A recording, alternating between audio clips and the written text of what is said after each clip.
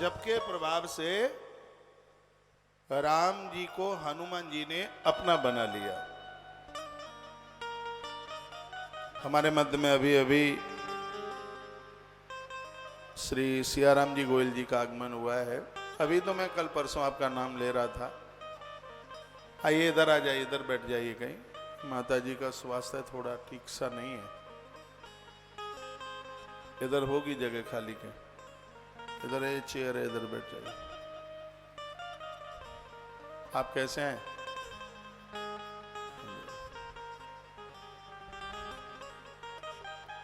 मैया जी राम राम।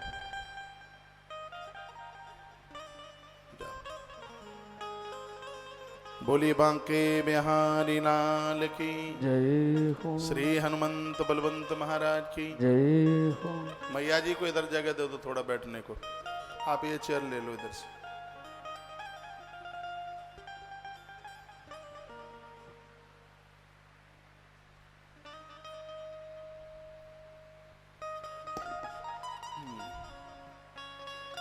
मैं एक बड़ी सुंदर बात आपके बीच में पहली बार बोलने के लिए जा रहा हूं, और वो इसलिए बोल रहा हूं, मुझे आज ही किसी ने कहा है कि महाराज जी दीक्षा लेने का बड़ा मन है, लेकिन किसी ने कह दिया है दीक्षा लेकर के यदि 10,000 बार मंत्र न जपा जाए तो अपराध हो जाता है।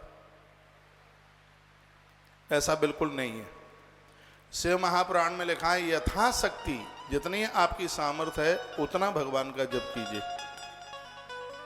श्री शिव महापुराण विद्येश्वर संहिता अध्याय नंबर 5 और श्लोक नंबर 5। विद्येश्वर संहिता के अध्याय नंबर 5 के श्लोक नंबर 5 में इस प्रश्न का समाधान किया गया है कि प्रदक्षिणाम नमस्कारम यथाशक्तिम जपम तथा। भगवान की परिक्रमा लगाइए। परिक्रमा से ताप प्रताप संताप दूर होते हैं। यानी कानी च पापानी जन्मांतर कृतान च। एक जन्म के नहीं अनेका अनेक जन्मों के पाप जल करके राख हो जाते हैं। परिक्रमा करते समय यथाशक्ति के अनुसार आप जप कर सकते हैं। भगवान का नाम लेके ही प्रदक्षिणा परिक्रमा कीजिए।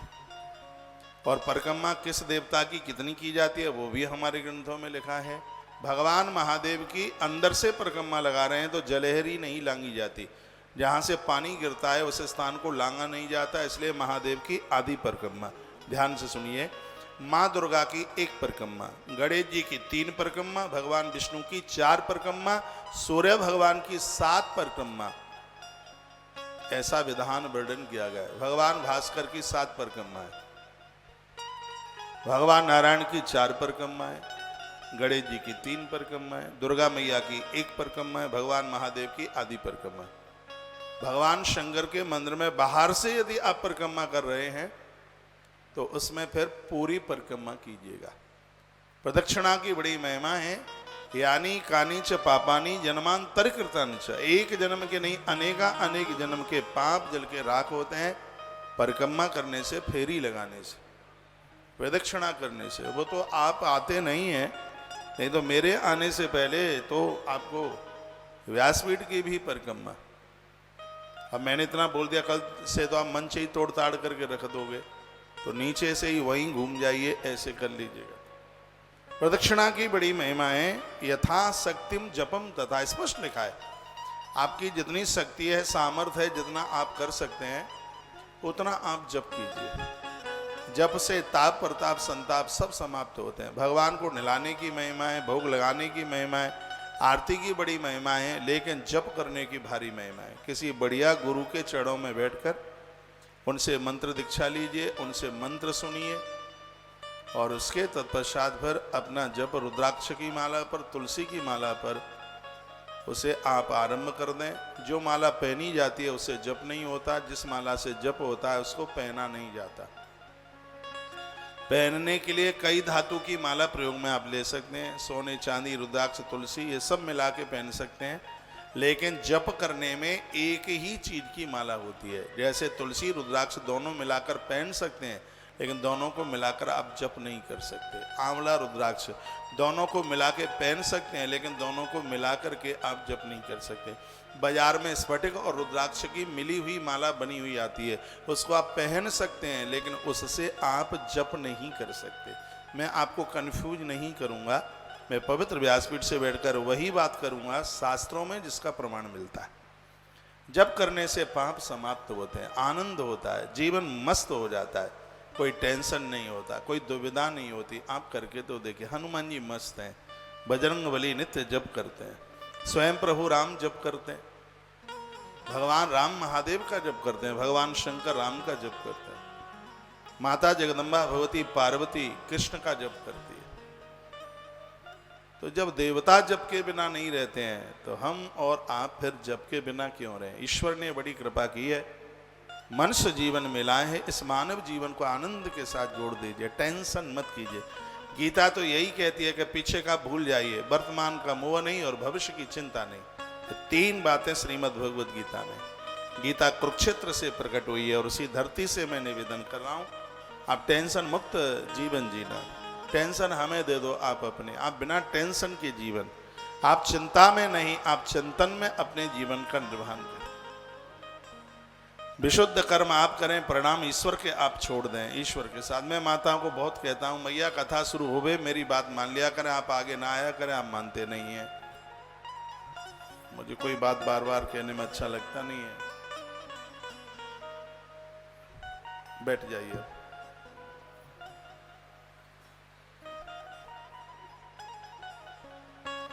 बोलिए बांके बिहारी लाल की जय श्री हनुमान जी महाराज की जय हो।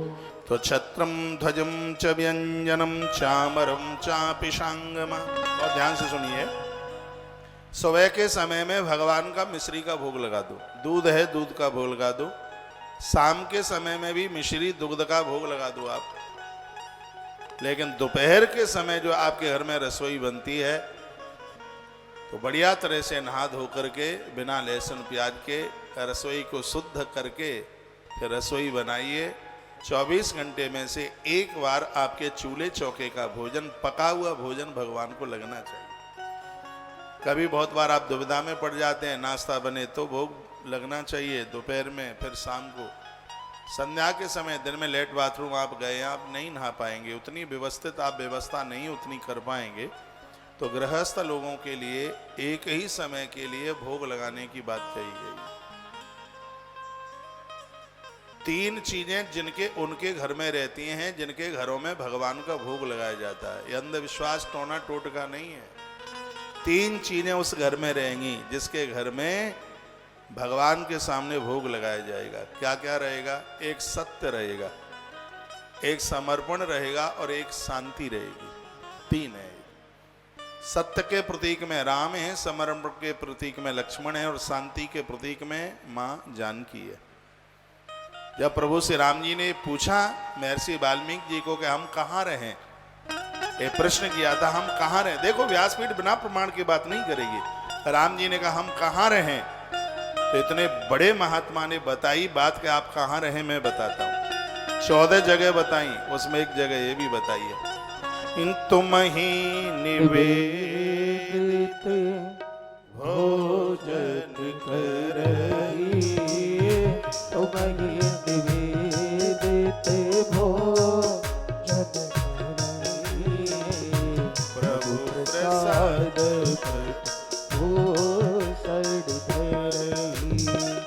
तुम ही निवेदित भोजन करहिए, तुम ही निवेदित भोजन करहिए, प्रभु प्रसाद पट भूषण धरहिए।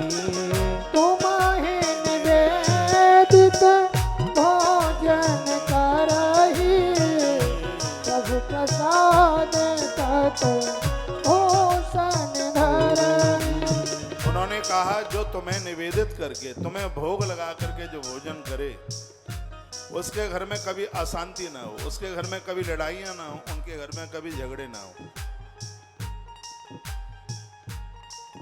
मक्खन का भोग भगवान को लगाइए, कुछ विशेष भोग है।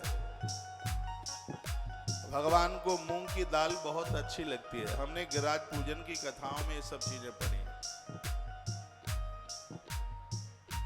मैंने एक वीडियो डाली है जो एकादशी का व्रत करते हैं दूसरे दिन घी में पका हुआ प्रसाद ही पहला ग्रास मुंह में रखें। ये नहीं कि सीधा दाल भात और सीधी कच्ची रोटी, नहीं। आज एक वीडियो 6 बजे गई है, उसको आप सुन लीजिएगा कि व्रत करने के बाद में आपको क्या खाना है। बहुत व्रत करने वाले लोग व्रत खुलता है तो तम्बाकू से अपना व्रत आरंभ करते हैं, तम्बाकू खाएंगे। बहुत अपने व्रत को पारण चाय से शुरू करते हैं। व्रत किया है तो सुबह ही सुबह चाय पिएंगे 1 कप। अपना व्रत किस चीज से खोलें उसकी वीडियो डालिए, उसे आप जरूर सुनिएगा। ऐसी चीजें लीजिए जिनका भोग भगवान को लगता है, परमात्मा का भोग लगाइए। तुलसी का पत्र डालिए, घंटी बजाइए।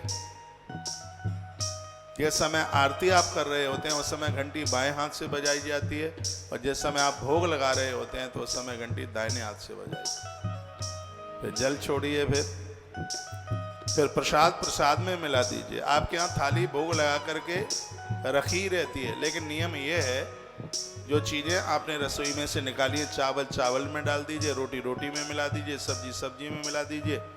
कुछ मीठा बनाया है तो उस मीठे को मीठे में मिला दीजिए, फिर परोसिए सबको भोजन।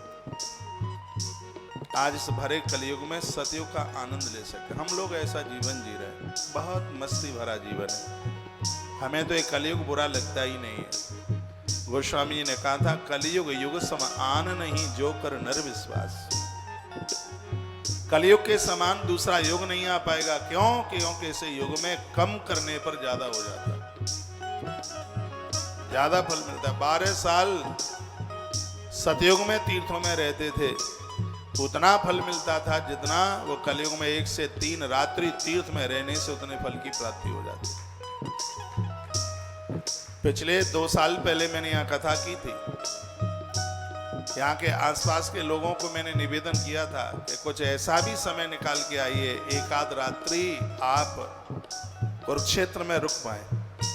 जैसे ससुराल नजदीक होती है तो बेटियां पियर में रुक नहीं पाती, उसी प्रकार से तीर्थ भी नजदीक होता है तो लोग तीर्थ में रुक नहीं पाते। 1 आध रात्रि कुरुक्षेत्र में रुक कर और वहां का पुण्य लाभ प्राप्त कीजिए। बहुत बड़ा अद्भुत तीर्थ। आप जा रहे हैं? ठीक है, ठीक है।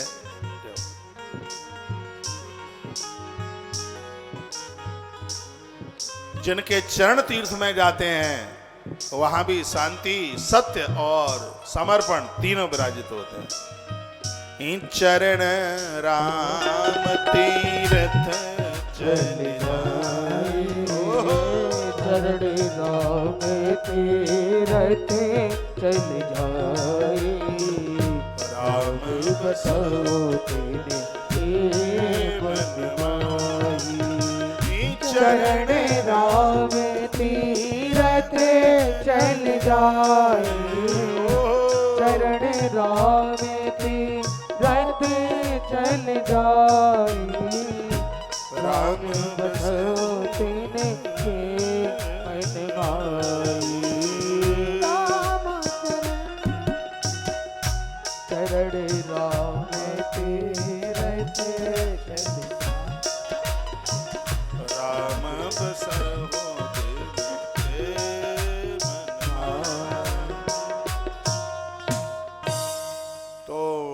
कुछ विशेष बातों का आपको निवेदन कर रहा हूं। तीर्थ के प्रति अपनी श्रद्धा रखें।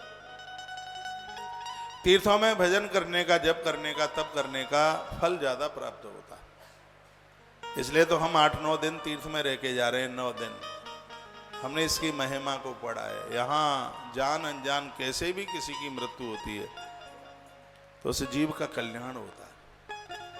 अपने घरों में नित्य भगवान का भोग लगाइए। नारायण के लिए तुलसी जरूर आप समर्पित करें। तुलसी तो ऐसी है, देखो गणेश जी के ऊपर तुलसी नहीं चढ़ती, लेकिन गणेश जी के भोग में तुलसी चढ़ती है।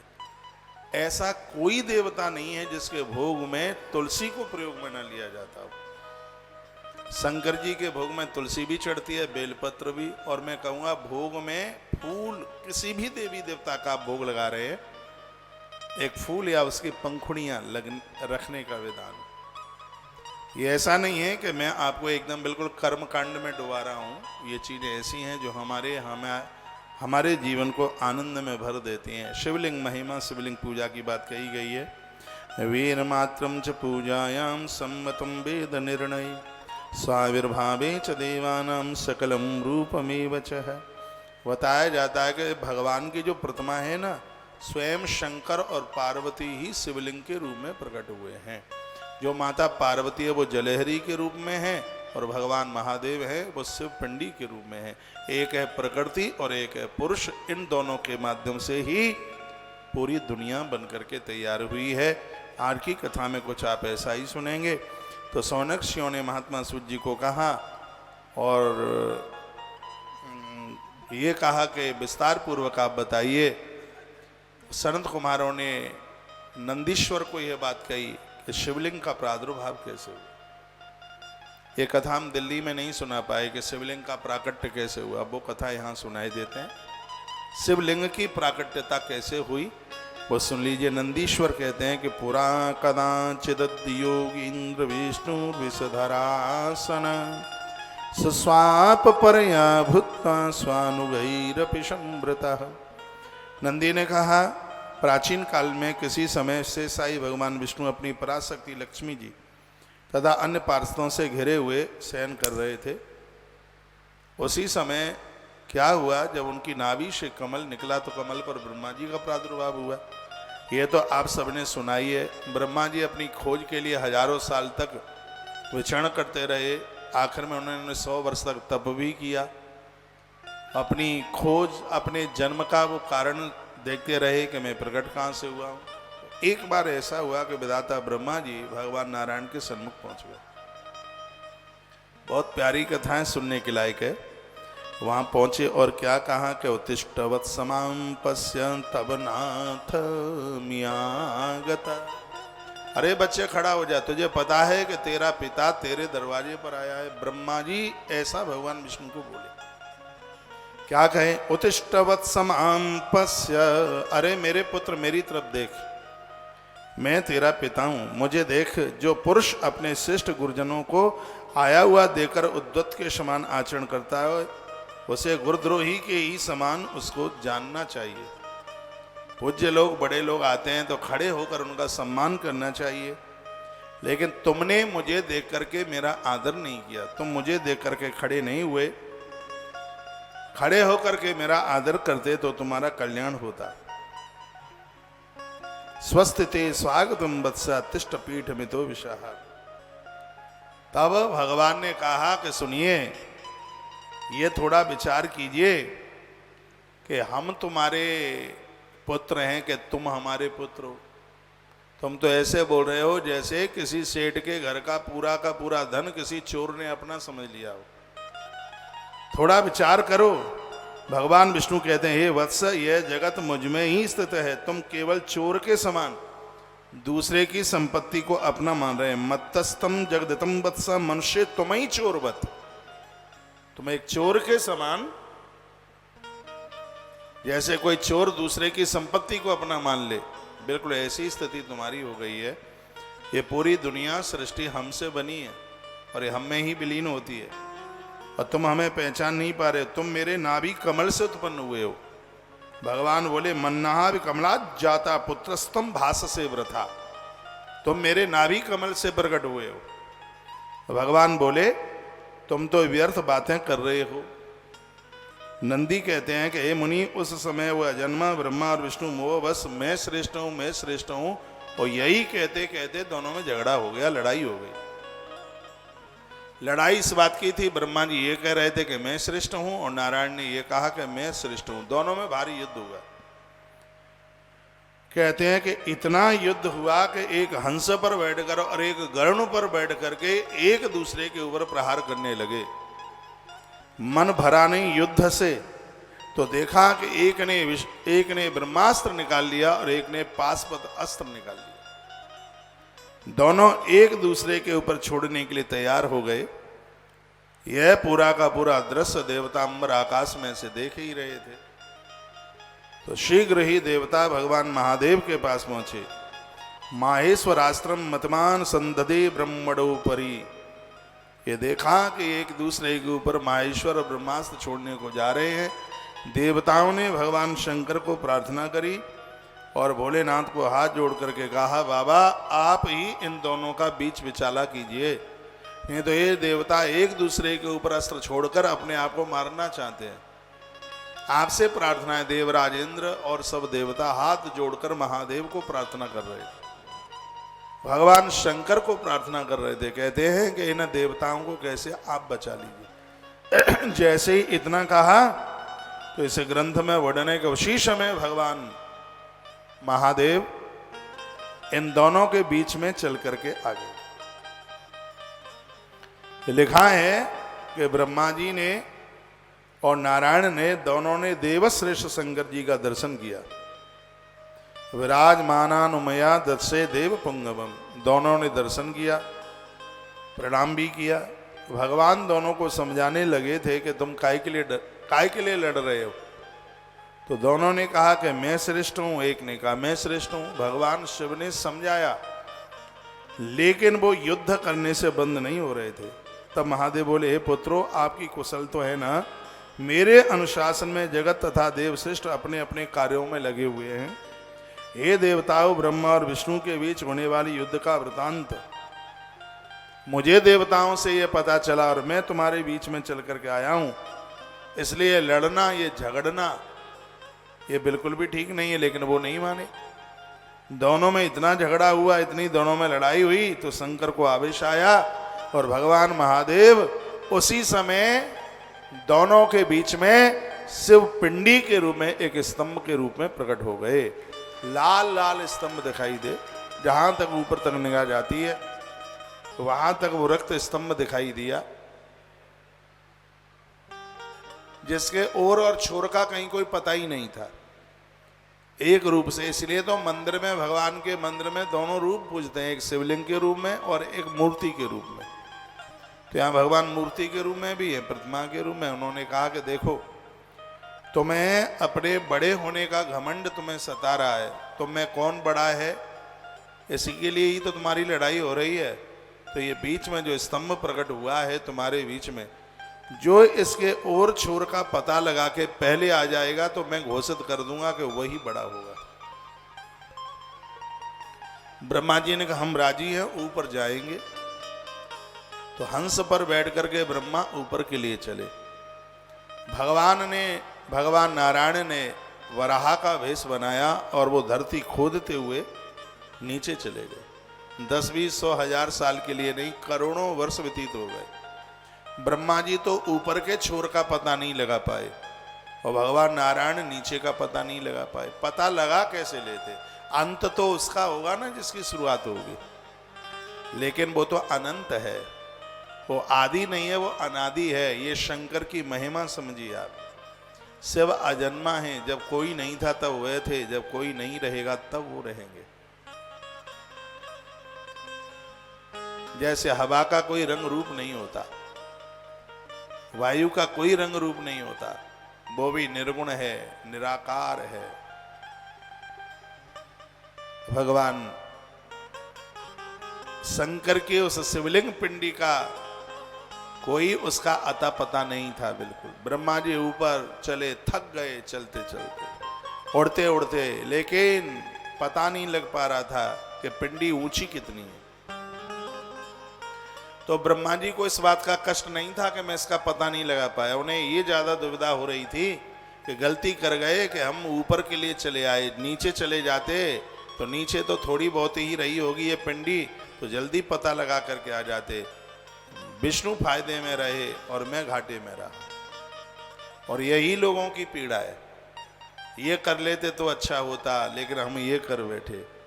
ये कर लेते तो अच्छा होता, ये समाधान करती है कथा।